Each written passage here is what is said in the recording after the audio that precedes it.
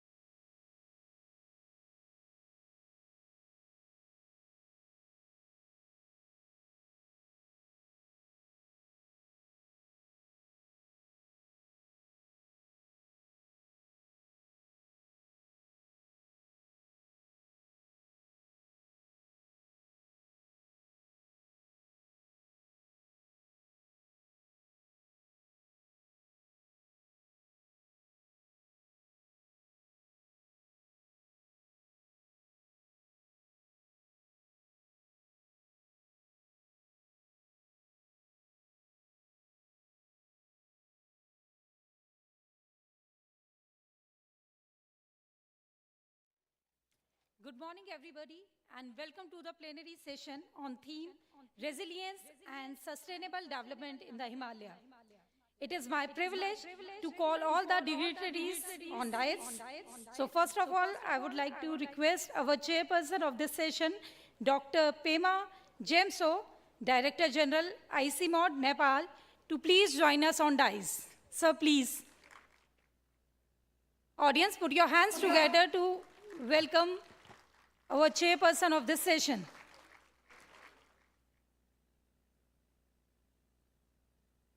Now,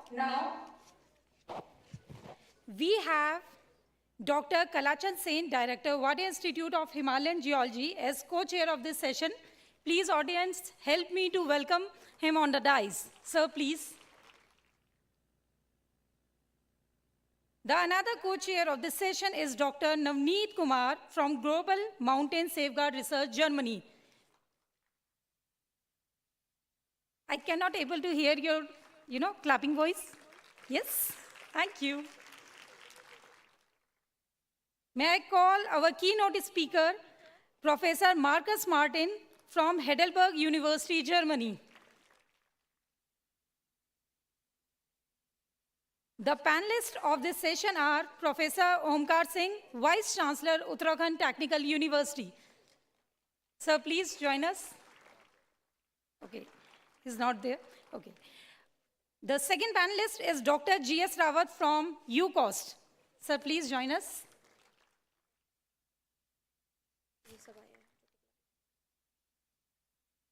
I would also like to request Mr. Deepak Malik, DRM Specialist, World Bank, to join us on the dais. So please, put your hands together, crowd.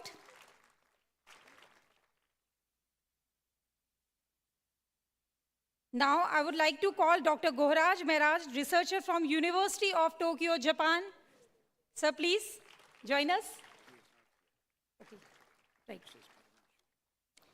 Now, I would like to call Dr. Parvesh Banerjee, Director, Prayukti Geomatics, Singapore, to please join us on dais.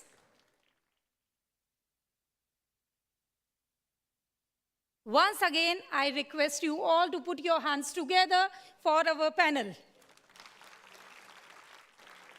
Thank you very much.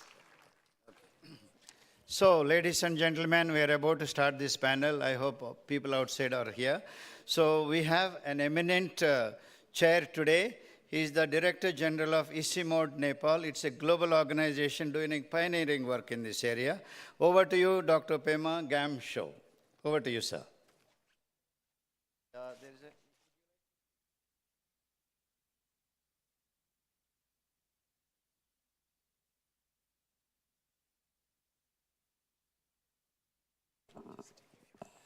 Thank you very much.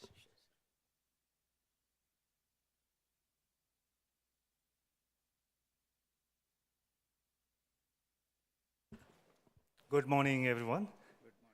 Thank you very much, Dr. Ray. And I'm very pleased that I could chair this session together with two very distinguished co-chairs in Dr. Sain and Dr. Navid Kumar.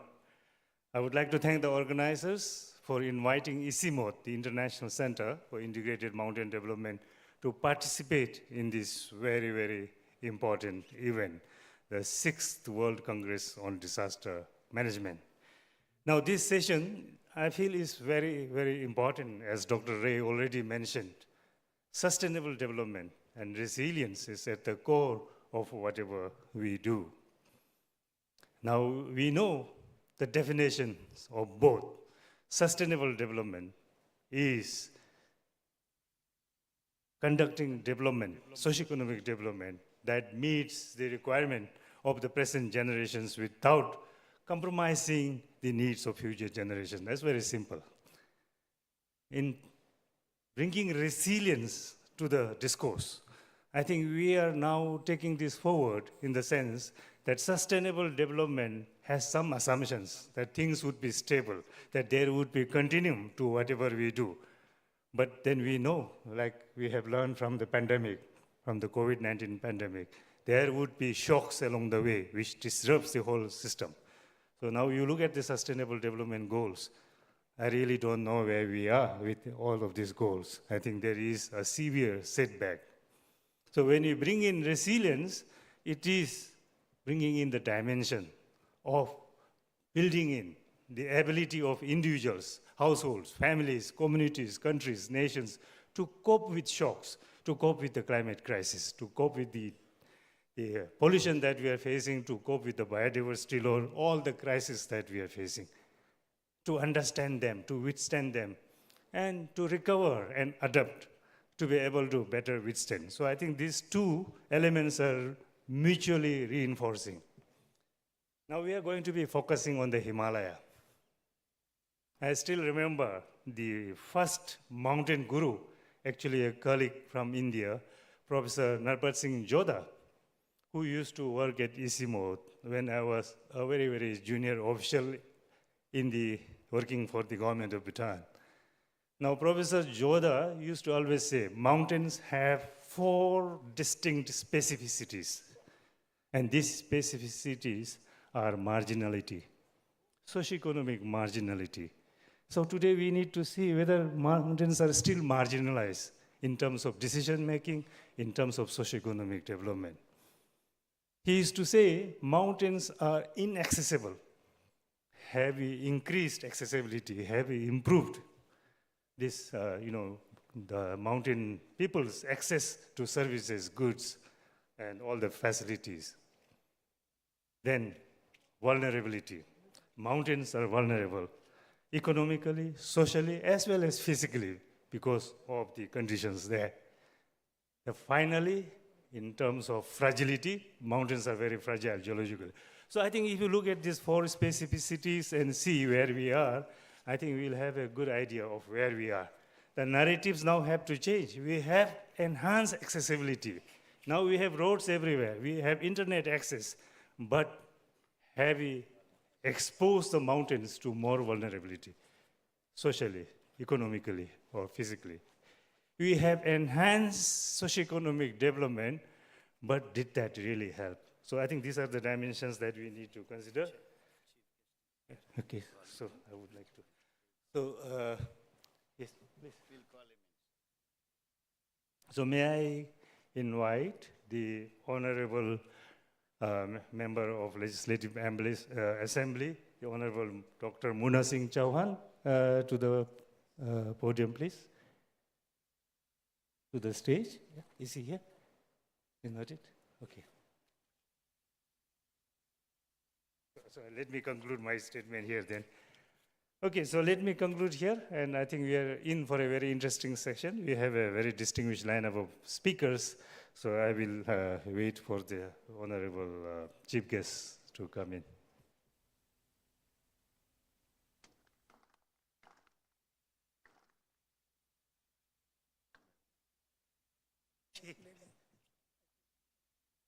So let me ask the co-chair to say a few words now. I'm a little bit confused as to the, yeah, please.